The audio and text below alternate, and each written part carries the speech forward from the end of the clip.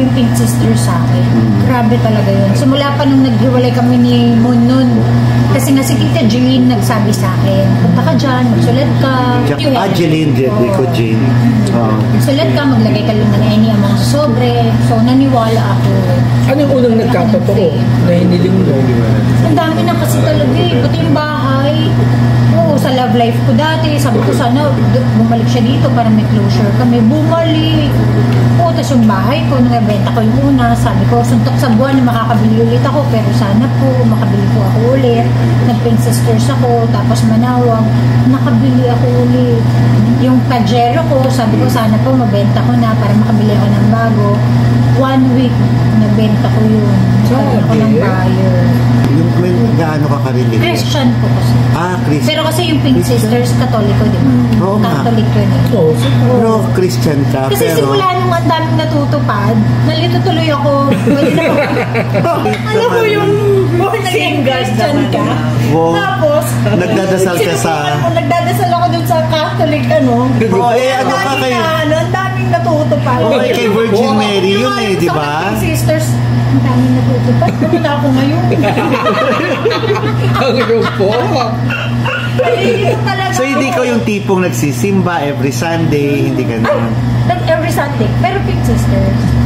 Oo nga, so hindi ka nagba-Bible study sa church ninyo? Hindi. So hindi ka na Christian? Hindi ka born again Christian? Oo, Roman ka.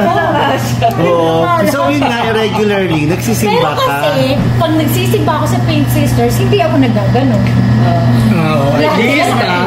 Pero hindi ako nagagano. Santo kasi doon sa dulo.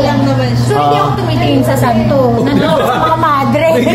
Kapag nandun ako, diretso lang, upo. Hindi ako mahawak din sa ano doon. Walang genuflect. Pero kapag may mga 8 ang sinusulat ko, 8. Siguro mga 4 doon natutupad.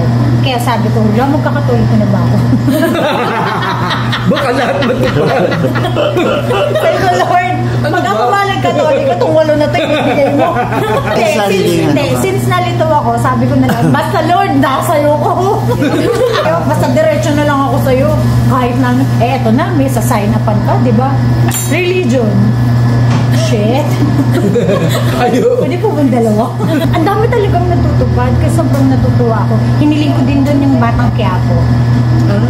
Hiniling ko doon. Sabi ko, sana makapag-guest ako, kahit nag-guest lang. Siguro after 1 month na hiniling ko yon, na-meet ko si Coco sa event. Tapos sabi ko sa kanya, nagparinig lang ako. Sabi ko, booking namin, makapag-show, ganyan, makaguest ko. After 1 month ulit, tumawag na sila kay Miss Anne. Kaya sabi ko sa kanila, sinulat ko talaga yun, yung Batang Quiapo. Tapos lagi kong sinusulat, serye. Pero yung Batang Riles, hindi mo yung in-expect?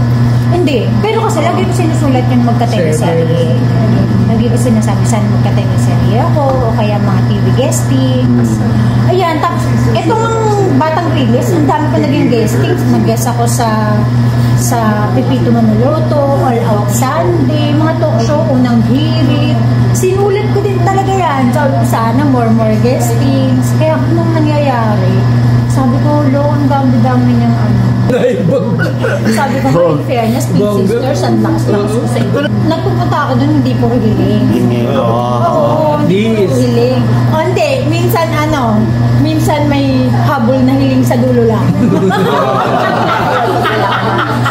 Yes, sa personal mo namang sa personal mo na pangangailangan, may hiling ka rin sa Panginoon. Ewan ko ba dito kay Pink Sisters? Meron akong hiling na noon pa kaya nang ibigay. Sa career, alam mo yan, binibigay niya. Pero kapag sa lalaki, ayaw ibigay. Yung hindi ka masasaktan. Ang tagal, Pink Sisters, charot. Hindi ka masasaktan or what? Oo, basta ang tagal. Pero sabi ko naman, siguro baka hindi pa talaga din ngayon. So, ano yung hinihingi mo? Ibigay din, yung embrace ko. Ano yung hinihingi mo, asawa? O talagang kasi syempre, the age of 44, nandyan na yung, lalo na babae, nandyan na yung gusto natin makapag-settle daw tayo. Kasi I have kids naman na.